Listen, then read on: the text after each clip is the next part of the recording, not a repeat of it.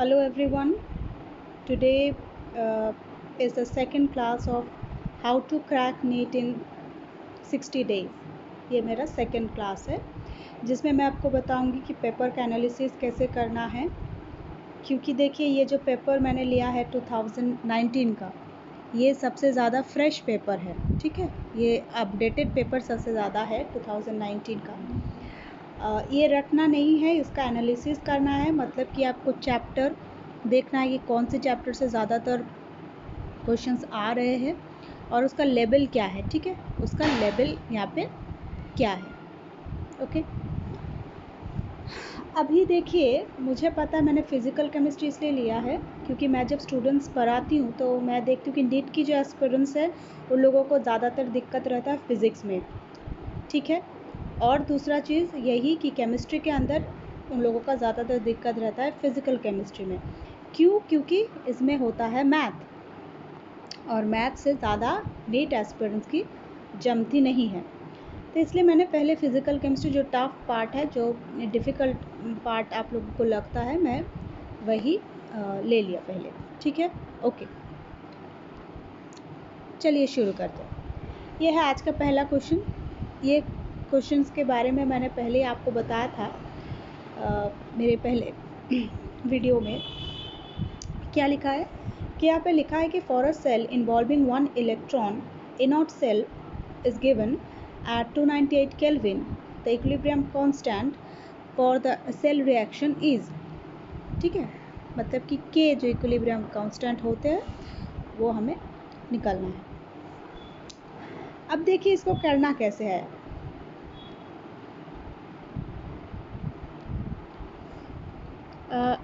हमें पता है कि इसका जो फॉर्मूला है वो नॉन्स्ट इक्वेशन से आता है। ये दिखता है ऐसा, -0.059 बाई n इंटू लॉग के। ओके, अब ये के किस लिए, क्यों इसमें क्यों लिखा हुआ होता है, मतलब कि रिएक्शन कोशेंट पर एट इक्विलिब्रियम ये दोनों का जो वैल्यू होता है वो सेम आ जाता है। ठीक है,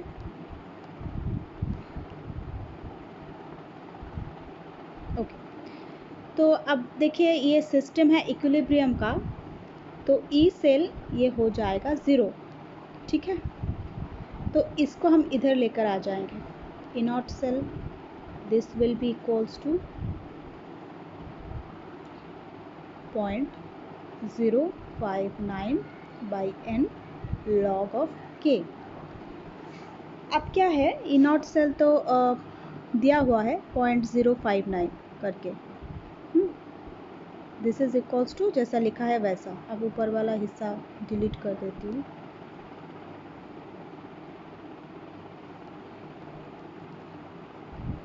ठीक है, अभी देखिए जो 0.059 है उसको हम इधर लेकर के आ रहे हैं। 0.59 इधर डिवाइडेड बाय ये वाला पार्ट 0.059, इनका वैल्यू हो जाएगा 1 इलेक्ट्रॉन सिस्टम लिखा हुआ है क्वेश्चन में। This is equals to log के।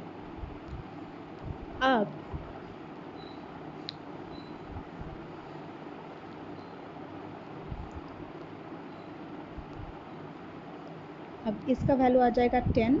ठीक है, कट करके, और लॉग के इक्वल जो भी आता है वो 10 की पावर में आ जाता है, यानी कि 10 to the power 10 that is equals to K. ये आ जाएगा हमारा आंसर। हम देख लेते हैं, तो आंसर हो जाएगा बी, 1 इंटू ये वाला 10 to the power 10। ओके, चले जाते हैं नेक्स्ट क्वेश्चन में। यहाँ पे क्या लिखा है, लिखा है कि a gas at 350 Kelvin and 15 bar has molar volume 20% smaller than that for an ideal gas। मतलब कि वॉल्यूम जो है नॉन आइडियल पार्ट की वो 20% स्मॉलर है than that of the ideal gas under the same conditions। the correct option about the gas and its compressibility factor। अब Z का मतलब होता है V real by V ideal. ठीक है, तो यहाँ पे क्या है, ये वाला पार्ट स्मॉल है, ठीक है, रियल वाला पार्ट जो है वो स्मॉलर लिखा हुआ है, ठीक है। तो अभी क्या है, अगर ये पार्ट स्मॉल है और नीचे है जो डिनोमिनेटर है उसकी वैल्यू ज़्यादा है, तो z की वैल्यू क्या हो जाएगा, z हो जाएगा 1 से कम, z will be less than 1। तो यहाँ पे लेस देन 1 तो सी बी है और सी है, ठीक है। ऑप्शन ए एंड डी ये चला गया, ठीक है। अभी देखिए लेस देन 1 कब आता है, रिपल्सिव फोर्स जब डोमिनेंट होता है तब, या फिर अट्रैक्टिव फोर्सेस एट डोमिनेंट ऐसा वाला होता है तब।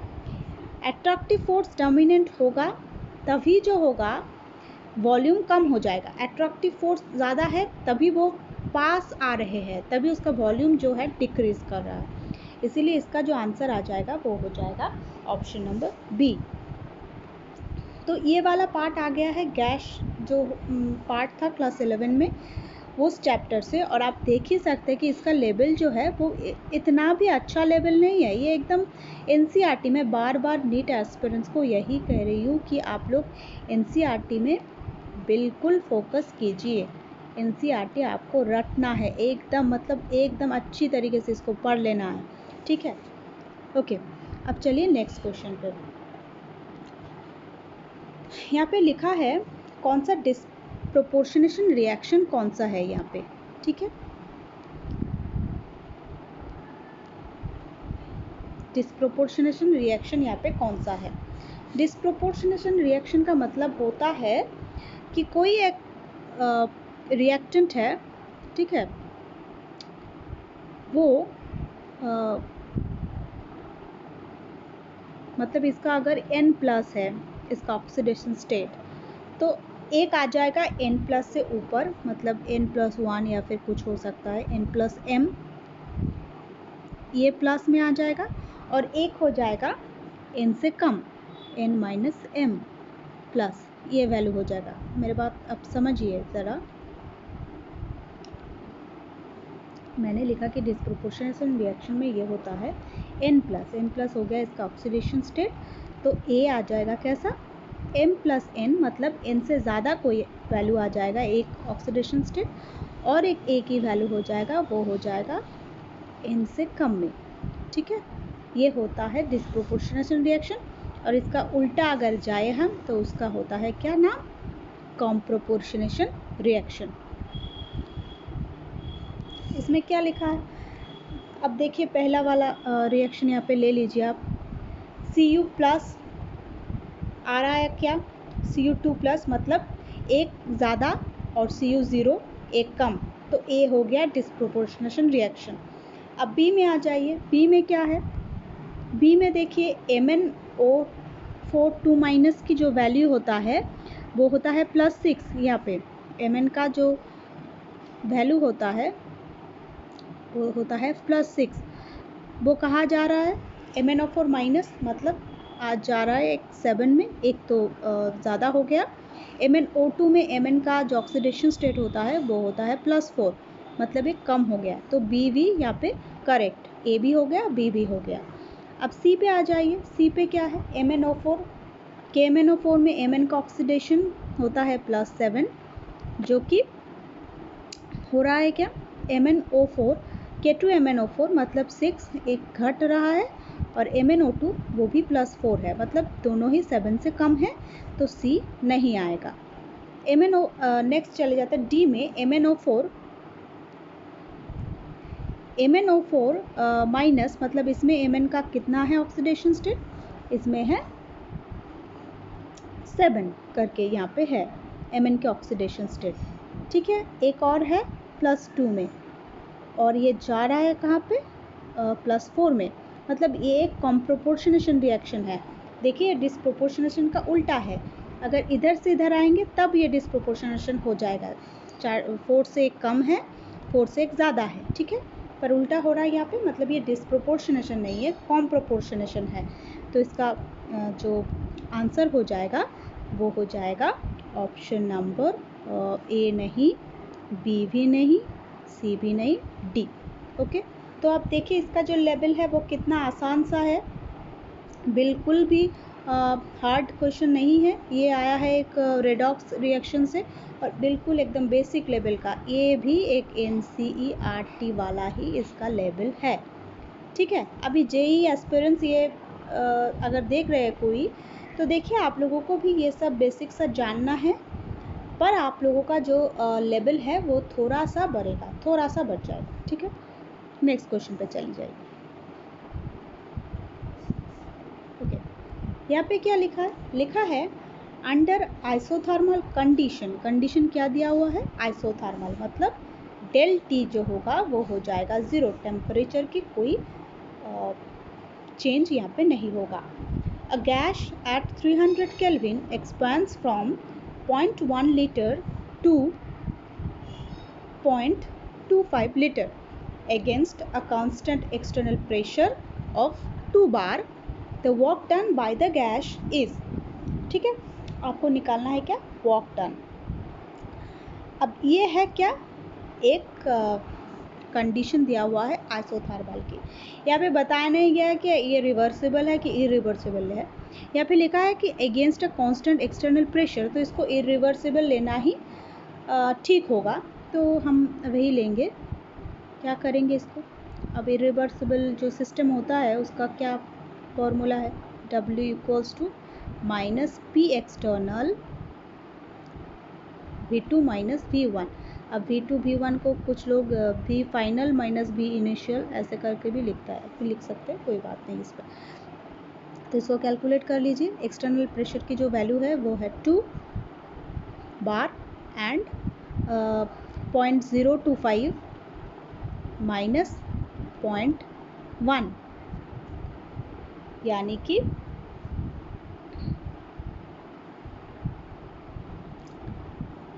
वर्क डन हो जाएगा यहाँ पे -2 इंटू 0.25 5 एंड 1.15, ठीक है, यही कुछ था। तो ये हो जाएगा 3.0,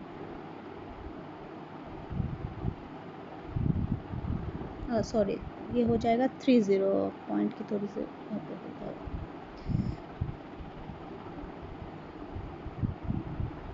ये हो जाएगा -0.3 बार इंटू लीटर, और बार की क्या दिया हुआ है? 100 इसमें मल्टीप्लाई करना है, क्योंकि वहाँ पे लिखा है 1 बार इक्वल्स टू 100 जूल ऐसा करके लिखा है, बर लीटर इक्वल्स टू 100 जूल ऐसा करके लिखा है।